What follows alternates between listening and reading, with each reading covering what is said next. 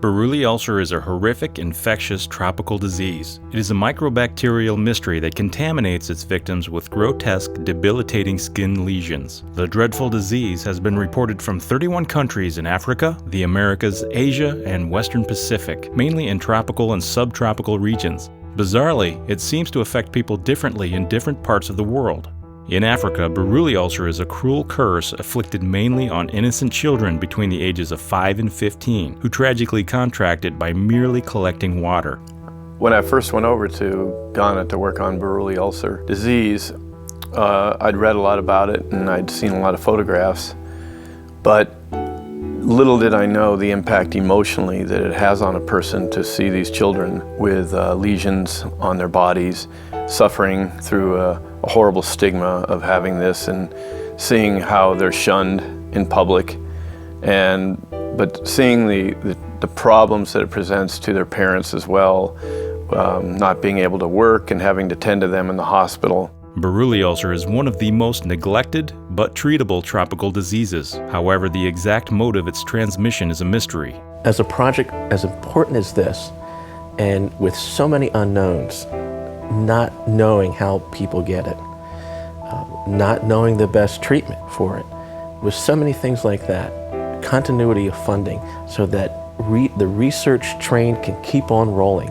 and as things are being better understood with regards to the influence of the environment, and perhaps, hopefully, with transmission, then with such funding from the McCord Foundation, this train can end, and it can end in a happy place for everybody, because we'll have a better understanding of how people come down with Buruli ulcer, but also how people can be treated and live productive lives.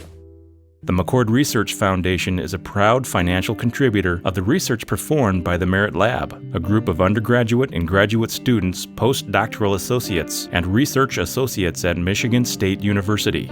A current focus of this group is the transmission of Buruli ulcer in Ghana and other regions of West Africa. To add star power to brain power, Academy Award-nominated singer Jemiah Nash has joined the team as Buruli spokesperson. Jemiah Nash is going to be a wonderful spokesperson for promoting Buruli ulcer awareness, and having a young child of 13 speaking to other children who are afflicted with this disease does help to calm those children in those countries and shows other kids this, I can do more to help other people. You know, awareness will break down barriers, and education will increase hopes.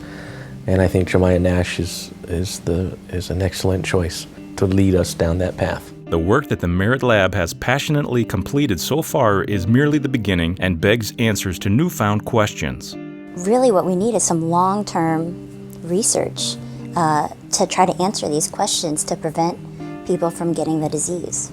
And continued funding and support and awareness of the disease is needed. Right now, we have hunches as to how Buruli ulcer is transmitted. Long-term research in Ghana is needed to put these hunches to rest. Children who have so many things to deal with, and then to have to contend with an ulcer that's going to limit their movement, that may even in fact impact them way beyond their childhood years, just seems so unfair when funding could possibly alleviate that whole issue. We would sometimes be in a clinic with 200 beds all filled with young children, and 80% were Buruli ulcer patients. What motivated me was how little it took for me to, it was a handshake or a smile that seemed to uplift spirits, and you could really identify with the kids that they felt that someone was working on this disease. Very resilient young kids just looking for a positive note from someone outside. We're going to go back and we're going to work on this, and we're going to come back and we'll have new things to tell you and more information about the disease. So I have some solace in the sense that I can know that I'm still working on it as long as we can keep getting support.